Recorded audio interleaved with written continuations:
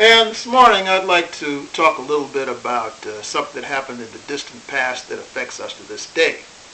And that's the issue of the Confederacy.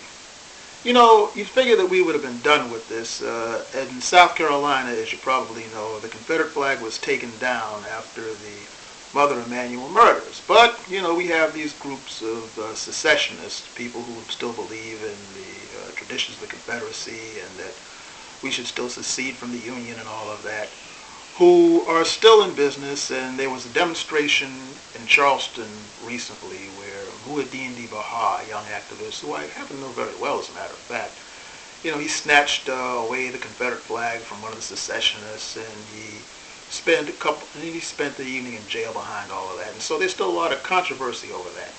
But the fact is, though, what was this Confederacy really all about? Okay? Many defenders today say it was about heritage and not hate, and you have people who say that it was about states' rights. But states' rights to do what? Let's look at a few facts here, okay? Now, the South seceded from the Union, or should I say South Carolina in particular, seceded from the Union in December of 1860, after the election of Abraham Lincoln. Abraham Lincoln at this point was not yet preaching the end of slavery. At this point, he wanted it restricted strictly to the southern states and not expanded. But, however, that was too much even for the southern powers because, well, I'll let you listen to this for yourself. This is from the Articles of Secession, where South Carolina left the Union on December the 24th, 1860. Listen to this. It was from the Articles of Secession. We affirm that these ends for which this government was instituted have been defeated, and the government itself has been made destructive of them by the action of the non-slave holding states. These states have assumed the right of deciding upon the propriety of our domestic institution, and have denied the rights of property established in 15 of the states and recognized by the Constitution. They have denounced as sinful the institution of slavery. They have permitted open establishment among them of societies whose avowed object is to disturb the peace and to take the property of citizens of other states. Really? They have encouraged and assisted thousands of our slaves to leave their homes, and those who remain have been incited by emissaries, books, and pictures to servile insurrection.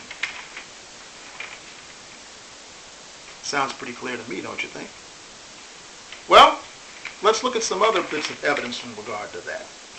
Now, Abraham Lincoln had been writing a guy by the name of Alexander Stephens, who would eventually serve as the vice president of the Confederacy.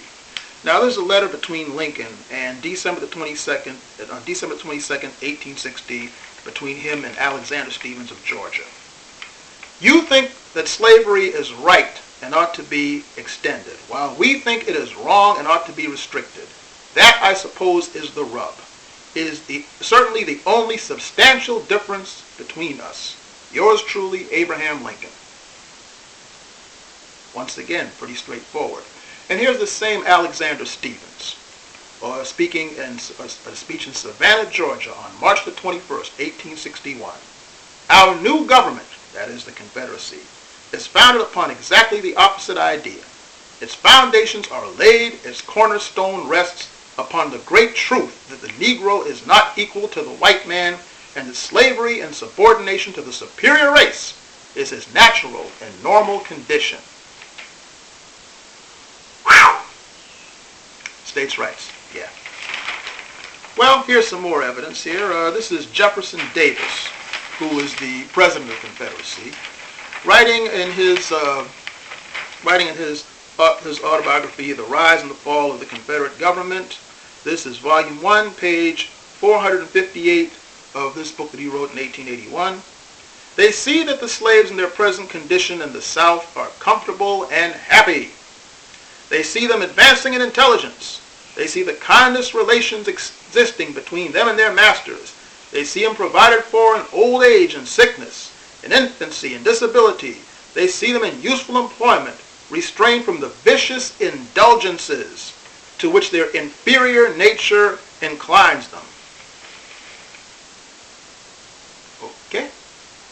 And finally, this is an editorial from the Charleston Mercury newspaper, January the 13th, 1865, shortly before the fall of the Confederacy. In 1860, South Carolina seceded alone from the old Union of States.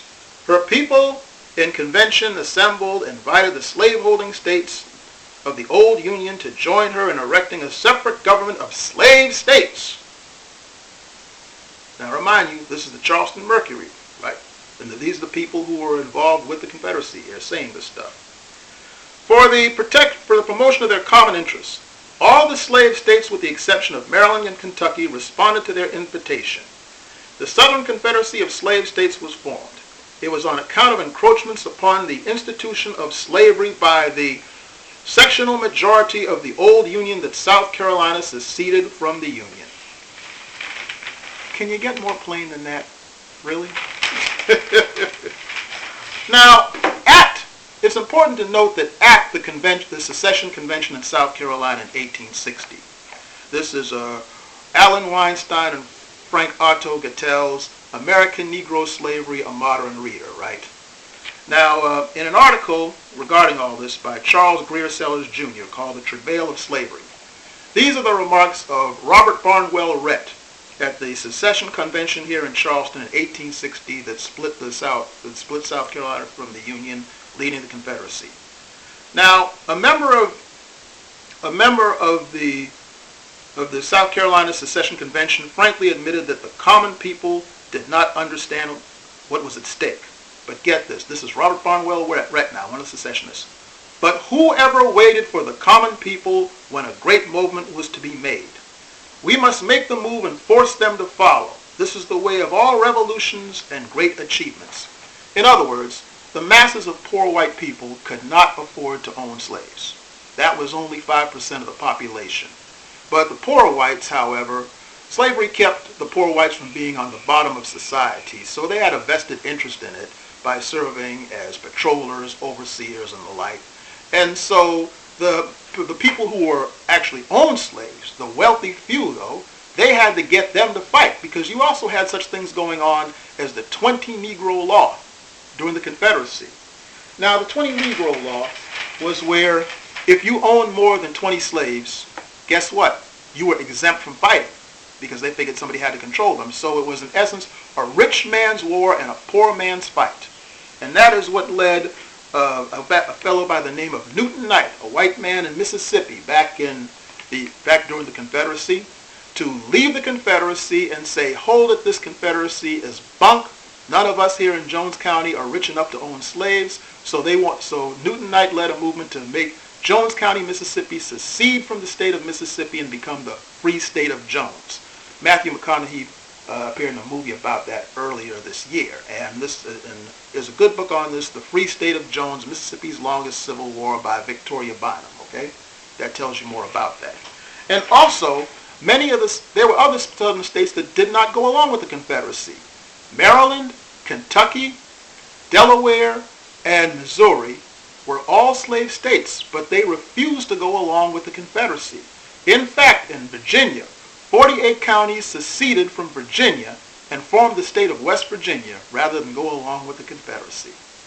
Yep, a good old united South behind a good old cause for Southern rights and Northern aggression. Indeed. So, folks, when people come with you with all this stuff about how it was about states' rights and heritage not hate and all of that, well, there's the evidence. And as I always say to my students, whenever you're challenged, fight the foolishness with the facts. This is Damon Fordham.